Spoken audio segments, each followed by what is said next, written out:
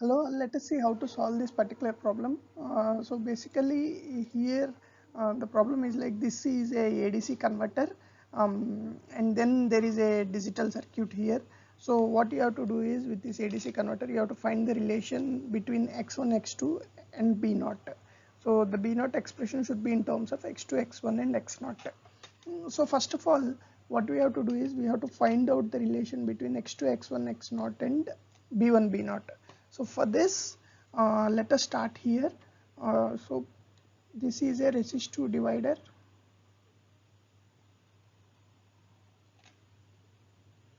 where you have 100, 200,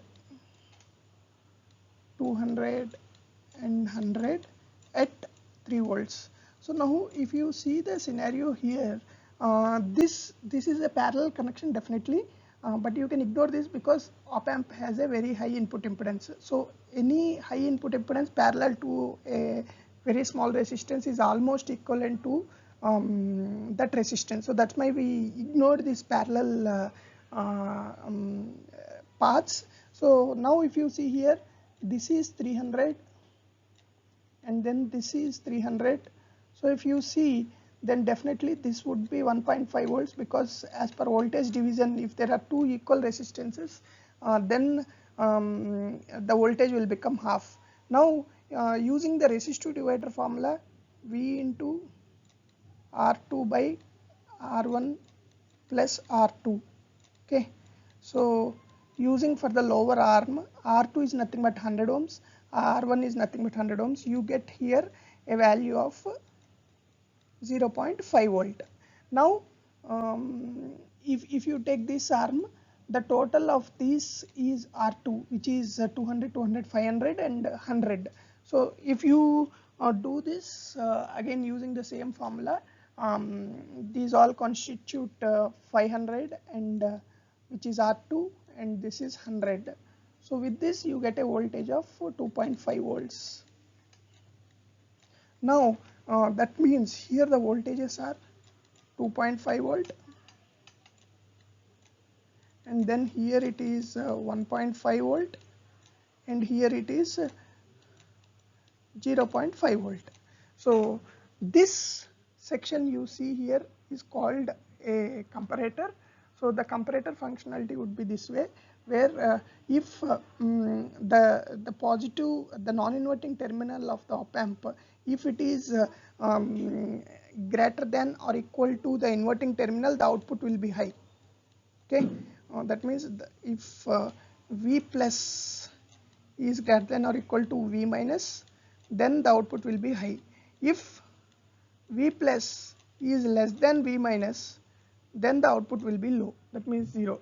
So that is how this comparator circuit works. Now here Vin is said to be between 0 to 3 volts. Now what we can do is we can divide it into 4 values, 0.5, 1.5, 2.5 and 3, and see how the circuit works. Let us assume we initially give 0.5 volt. Okay, we give 0 volt first step. 0 volt is nothing but 0, 0. So if you give 0 volts here you already have 0.5. That means negative is greater than the positive. That means that the non-inverting terminal has a higher voltage than the non-inverting, so the output will be low. So as you go up, as the voltage has increased, definitely this will be low. So that means the first condition for x2, x1, x0 would be low, low, low. Now let us assume a condition of, we have given 0.5 volt here.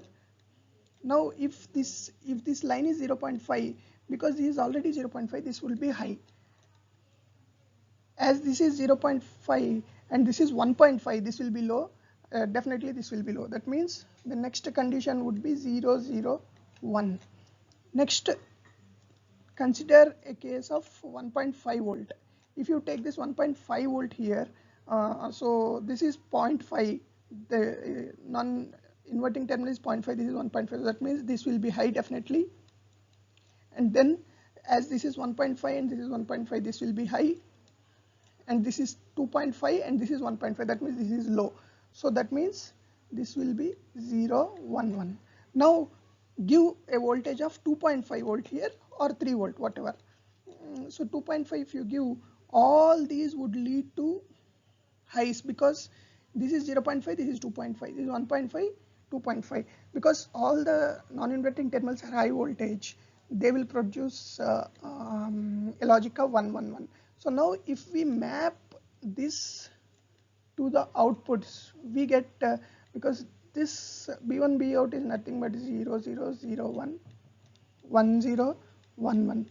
So these are the states that would be present, and this is the relation between x2 x1 x0 and b1 b0. Now if you see the output options that are provided, there are definitely two gates between x2 and x1. One is XOR gate and XNOR gate.